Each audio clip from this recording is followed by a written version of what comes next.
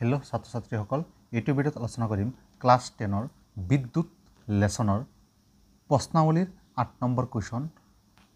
এটা মেথছৰ কুৱেশ্যন হয়। 8 নম্বৰত অংক কৰিব লাগিব, এইটো আৰু উত্তৰ ওলাব লাগিব।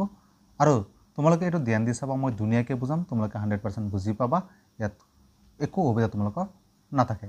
চোৱা কুৱেশ্যন কৈছে, যেতিয়া এটা অজ্ঞাত ৰোধ 12 ভোল্টৰ এটা বেটাৰীৰ লগত সংযোগ কৰা হয়, তাত 2.5 মিলি এম্পিয়াৰ প্ৰবাহ চালিত হয়। ৰোধকটোৰ ৰোধ উলিওৱা। চোৱা কি দিয়া আছে, আমি লিখিম গিভেন B ইকুৱেল 12 ভোল্ট। এই মিলি এম্পিয়াৰ দি আছে মানে আই দি আছে, আই ইকুৱেল 2.5 মিলি এম্পিয়াৰ। আমি অংক শিকিছিলোঁ এম্পিয়াৰত, মিলি এম্পিয়াৰৰ পৰা আমি এম্পিয়াৰত লৈ যাম। যেতিয়া কোনো এটা সংখ্যা মিলি এম্পিয়াৰৰ পৰা এম্পিয়াৰত নিয়া হয়, তেতিয়া 10⁻³ দি পূৰণ কৰা হয়, তেতিয়া এম্পিয়াৰত গুচি যায়, এম্পিয়াৰত লৈ গ'লোঁ। ৰোধকটোৰ ৰোধ উলিওৱা, R ইকুৱেল হোৱাট। চোৱা আমি এটা সূত্ৰ জানো, B ইকুৱেল IR, এই তিনিটা দি এটা সূত্ৰ হয়, এইটো হৈছে B ইকুৱেল IR, এইটো হ'ল ওমৰ সূত্ৰ। গতিকে এইটো সূত্ৰ আমি ইউজ কৰিম। উই নো ডেট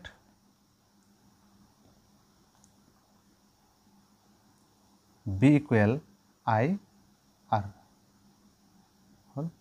এতিয়া চোৱা বিৰ মান হৈছে কিমান, 12, আইৰ মান কিমান, 2.5 ইনটু 10⁻³ আৰু আৰৰ মান দিয়া নাই, আৰু ওলাব লাগে। এই সংখ্যাটো আৰৰ লগত ইনটু হৈ আছে, যেতিয়া এই সংখ্যাটো আমাৰ আৰু ওলাব লাগে, গতিকে এইটো সংখ্যা আমি ৰাখিব নোৱাৰিম, নাৰাখোঁ।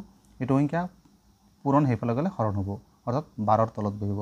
কি হ'ব এইটো, R ইকুৱেল 12/2.25 ইনটু 10⁻³ আৰু ৰোধ ওলাইছোঁ, ৰোধৰ একক ওম। তোমালোকক পৰীক্ষাত আহিব পাৰে ৰোধৰ একক কি, তেতিয়া তোমালোকে ওম বুলি ক'বা, অপশ্যন দিয়া থাকিব 4টা। এতিয়া চোৱা ফাৰ্ষ্ট কাম হ'ল আমাৰ 2.5,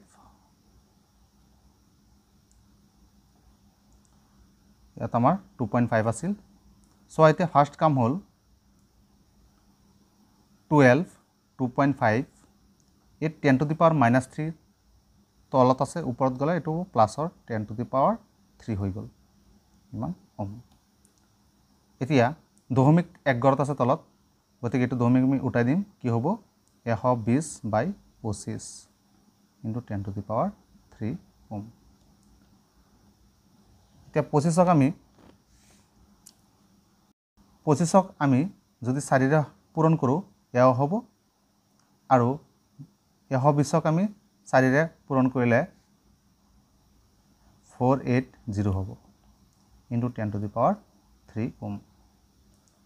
এতিয়া দশমিক 2 ঘৰত বহিব, 4.8 ইনটু 10⁻³ ওম।